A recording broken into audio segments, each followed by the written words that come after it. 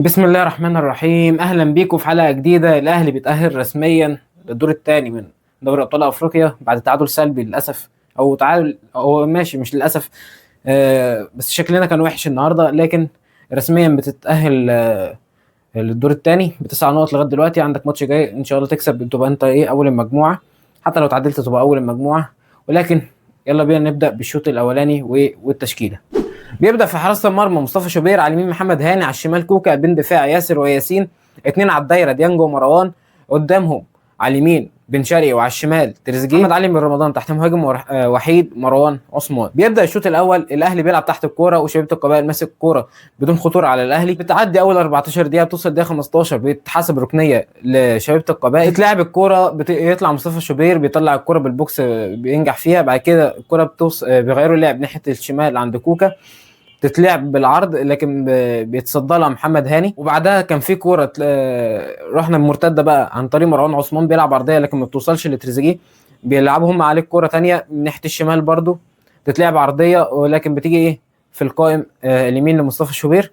بعدها برضو يجي لهم كوره تانية من ناحيه الشمال، بتتلعب عرضيه من ناحيه محمد هاني، توصل للمهاجم بتاعهم لكن بيشوطها بره الجون. بعد كده بيجي لنا احنا هجمه تتلعب من ناحيه الشمال لتريزيجيه، بينقل اللعب ناحيه اليمين لبن شرقي، تتلعب عرضيه لكن برضو ما بتعديش. وبعدها جاء كوره برضو خطيره تانية لفريق شبيبه القبائل من ناحيه كوكا، برضو اتضرب تقريبا في اربع خمس كور في الشوط الاولاني، لكن بيتصدى لها مصطفى شوبير. بعدها الاهلي حاول يروح يخلق خطوره عن طريق تريزيجيه او محمد علي برمضان، لكن ما كانش فيه خطوره حقيقيه للاهلي غير في مثلا تسديده كانت لتريزيجيه في الدقيقه تقريبا 18 او الدقيقه 20، لكن كانت تسديده ضعيفه بيمسكها بسهوله حارس شبيبه القبائل. قدر اللعب سلبي نوعا ما حتى لغايه الدقيقه 40.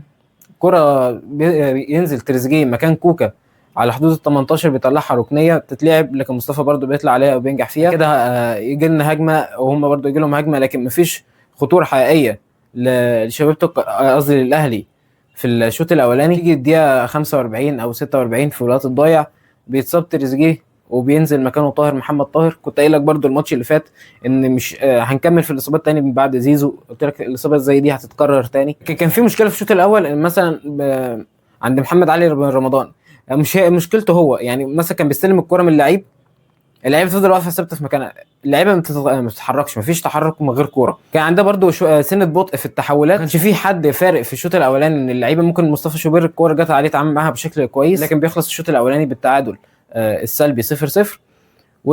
ونخش على الشوط الثاني. بدا الشوط الثاني، الاهلي كان ماسك كوره اول خمس دقائق، كان فريق شبيبه القبائل هو اللي كان بيطارد كوره. بقى خلصت الخمس دقائق دول، بعد كده هم بداوا يمسكوا كوره ويهددوا الاهلي. كان في تقريبا كوره خطيره لهم في الدقيقه 57 بيتعامل معاها كويس مصطفى شوبير.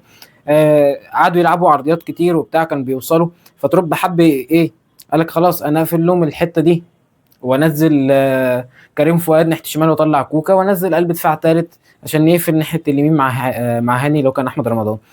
كان في دقيقه 66 طلع بن شرقي، ودي كانت تبديله غريبه، فكر سيب بن شرقي وطلع برمضان اللي هو كان شيء كان وحش، كان وحش قوي كمان في الشوط الثاني بالذات.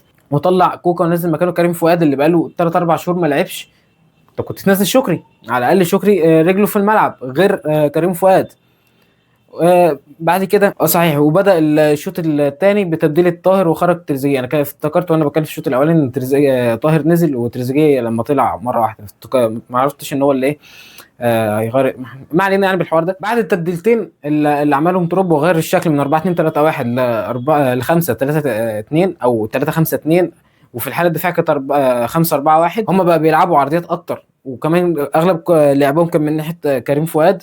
لعبوا كذا عرضيه وكان في كذا كوره كان ممكن يسجلوا منها جوان. كريم فؤاد كان باين ان هو مش فت عشان بقاله فتره برده ما لعبش. وفي الدقيقه 77 بيخرج بالرمضان وبينزل مكانه كمويش. لكن قبل ما يخرج بالرمضان كان في الكره الهجمه اللي كان راحوا بيها هو وديانج وهاني لما لعبها عرضيه وطاهر والكلام ده، شاطها ديانج يتشالها. بعد كده بالرمضان بيشوط شوطه وحشه قوي، وبعدها بيطلع وبينزل مكانه كميس زي ما قلت لك. فضل شبيبه القبائل الضغط اكتر على الاهلي. وبعد كده في كره ركنيه اتلعبت، تتلعب بالراس لكن بيتالق فيها مصطفى شوبير وبيشيلها الحمد لله، وبيتعامل معاها بشكل كويس. مصطفى شوبير كان كويس قوي النهارده. ده كان ليهم كره تانية برده من ركنيه، لكن الحمد لله بتعدي من فوق العارضه.